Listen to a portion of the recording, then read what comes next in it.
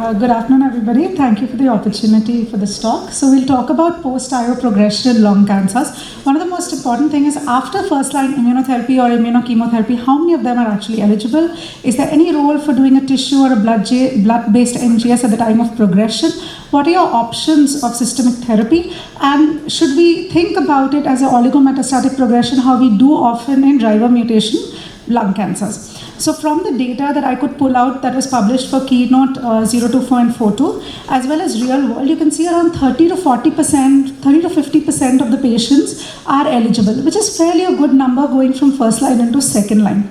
The most important determinant of outcome in these patients who are eligible for any therapy post first line progression is mostly PS as well as duration of which the immunotherapy was given. So you have a 6 months or above duration of immunotherapy, you know they're going to do better in second line and further than that.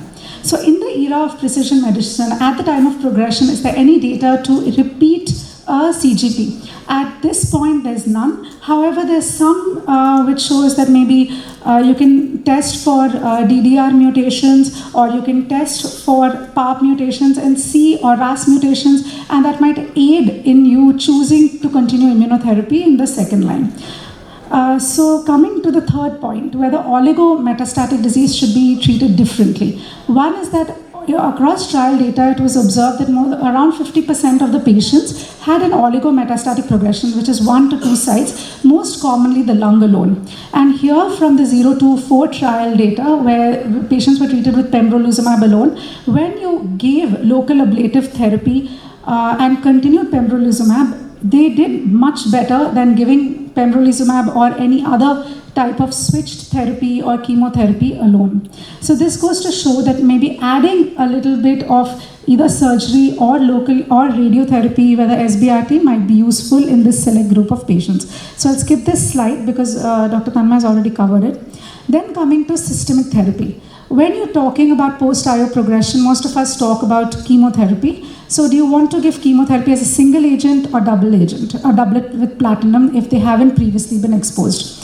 So current data suggests that there's no obvious PFS benefit with a doublet, though there is some amount of numerical OS benefit, as you can see in that slide, where the curves are slightly widened. Currently, there's no data to suggest that adding doublet will improve performance status, so you're justified in giving single agent alone. If the disease burden is heavy and the PS is poor, there's some data that you could add the doublet. Then this slide will talk about continuation of IO with additional chemotherapy. So there have been a lot of research which has already been published as abstracts alone from the nivolumab team, from the Keynote team, as well as from the Javelin team, and they all looked and they all said that probably addition of immunotherapy, addition of chemotherapy while continuing the baseline immunotherapy is not a great option because it did not lead to any PFS or OS benefit. So right now there's no data for that. This study, which is ongoing, which is looking at taxane plus VEGF inhibition through ramucirumab and pembrolizumab in those who have progressed on any immunotherapy, will give us further answer whether this strategy might be useful. So till this is published, we'll have to await the results. Then the third option of systemic therapy. So you've covered chemotherapy, you've covered chemo plus IO. Let's look at IO. That if you have progressed on a single agent, is addition of ipilimumab or any other CTLA-4 inhibitor found to be beneficial? Although the data is not robust, it is currently not approved because it had not shown any benefit.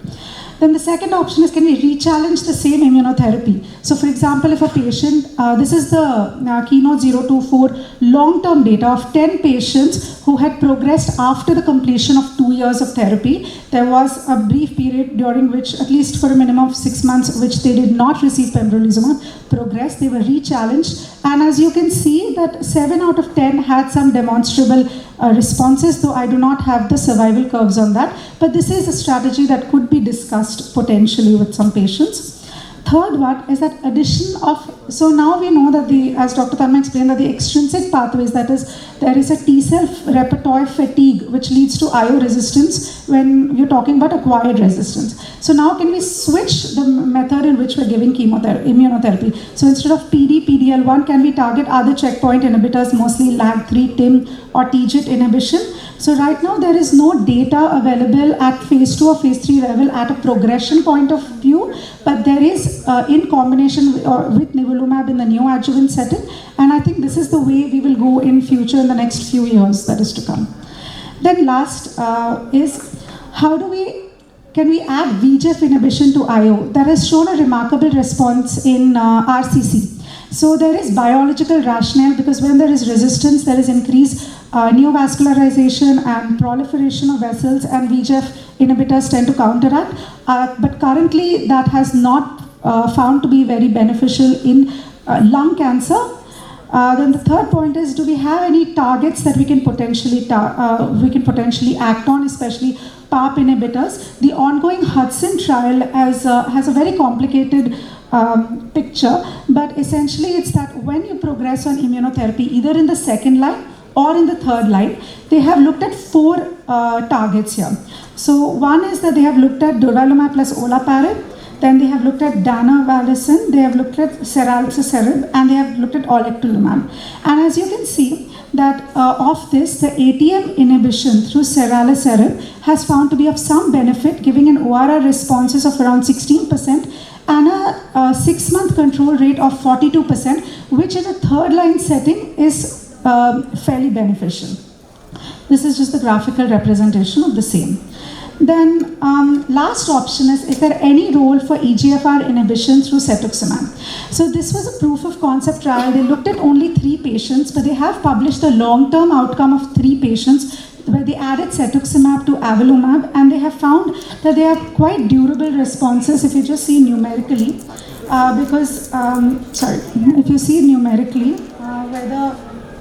where the best responses have been 34 months and ongoing. The second one is around 19 months and 15 months ongoing responses. So I think this will be the next, again, in a way of treating immunotherapy responses, will be to add in some form of targetable mutation or some form of targeted therapy like cetuximab. So last but not the least is the one that we most commonly use now as a way of targeting post-immunotherapy resistance is chemotherapy plus anti-angiogenic agents. That can be nintedanib, as in this trial, that can be ramucirumab, or it can be bevacizumab. And we can see that the cohort B, which looked at third-line nintedanib plus docetaxel, has found fairly good disease control rates of almost 40%.